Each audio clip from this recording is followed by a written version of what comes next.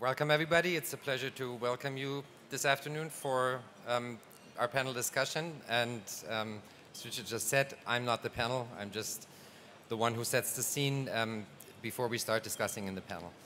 As you can see, the topic is about debt, financing, investments.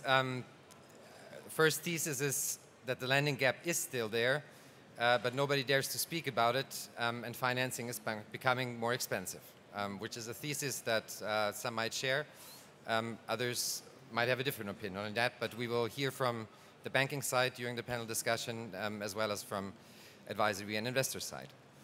The recent conferences, being EPRA and GRI, had similar conclusions on two major issues in the real estate world that for some reason nobody's really talking about anymore. First one being the lending gap that was very, very much written about a year ago, and the last year has been sort of quiet about that. And the second major significant topic was the discussion about the breakup of the Eurozone. Now, as the US is about to break their own neck, maybe people are thinking less about the breakup of the Eurozone. But both these conferences and all these discussions held there said that the fact that people aren't speaking about it anymore do not mean that they've disappeared. And both issues are actually still quite prevalent in the market. And many investors and banks are still experiencing that. Especially overseas investors still look quite carefully at European investments unless it's core investments in London or in Paris or in some of the better German cities. But even Germany has some doubts being in the Eurozone, just as France. In general, the banking universe had time of cheap liquidity, of LTRO, of ample liquidity to fund the banks. And quite some years to build up cushions and to basically start working on legacy problems in the bank. We can see comparing European banks to, let's say, US banks that went a lot quicker on addressing some of the issues and solving problems that currently are still being kicked down the road in most of central, let's say, continental Europe. We can see the UK banks who address legacy issues a lot more aggressive than most of the continental European banks are doing it.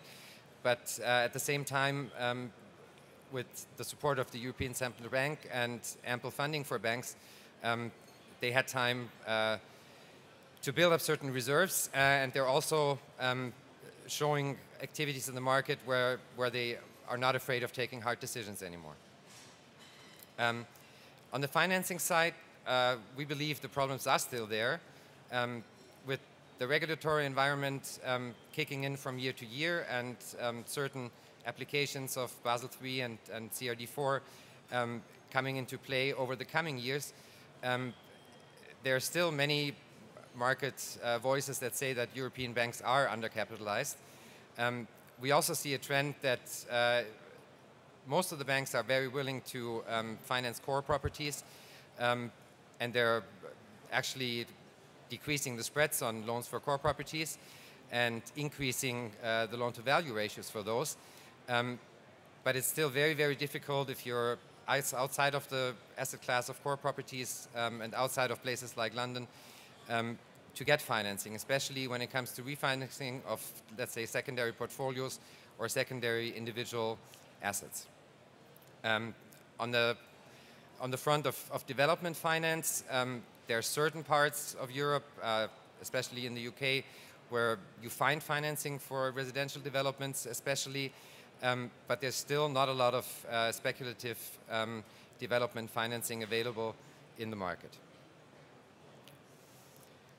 So is the lending gap still there? Now, speaking about it does not really mean it's not there. Everybody who has a refinancing coming up experiences in the market that whereas ample supply of liquidity for the banks is available, there's not ample liquidity for refinancing for secondary properties. We also see the development that interest rates are starting to increase. especially in the periphery countries in Europe, especially outside of the main markets and especially out of the core asset class. At the same time, we see an enormous transaction activity. I would say that the most often heard phrase at this expo so far for me was that so many people are telling me it's just like 2006 or 2007. Just this time it's much more equity at play because the debt providers are still more careful in providing debt for transactions. So you do see a lot of pure equity deals. You do see new entrants in the market from the Far East. Sovereign wealth funds or certain opportunistic investors who will actually put down cash in pure equity for opportunistic deals and are waiting for a better environment to refinance their transactions. Research tells us that there still is a lending gap. There's no credit crunch in most countries. I'm sure people in the peripheral countries of the European Union would speak differently. Here in Germany, nobody's seeing a credit crunch, but there's still a lending gap because there are maturities coming up where we see that new CMBS are being raised for very specific asset classes. For instance, every other month now you see a billion euro CMBS raised for German residential portfolios, but you don't see that in the old-fashioned way of mixed portfolios. We will see more of a regulatory impact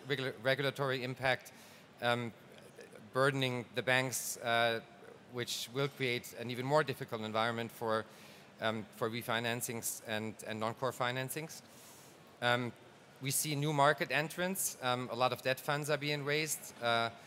Billions and billions are pouring into these debt funds. Insurance companies are starting direct real estate lending. But after all, it might sound old-fashioned, but real estate financing should be the domain of mortgage banks, even if they decide that it's not strategic or core anymore. And it can only be, let's say, a drop in the bucket if you have new market participants who fill certain gaps. So to frame this discussion that we're going to have in the panel now, there is a certain improvement in the situation, especially in countries like Germany or the UK. Core, everybody loves core. Doesn't change until the point where people are realizing that they're overpaying in core. At the same time, supply for core is very low. Equity is there in abundance. So everybody investing in core will probably have another year or two where they will have a good time. But at the same time, there should be a certain move to secondary assets where it currently is still very difficult to find financing.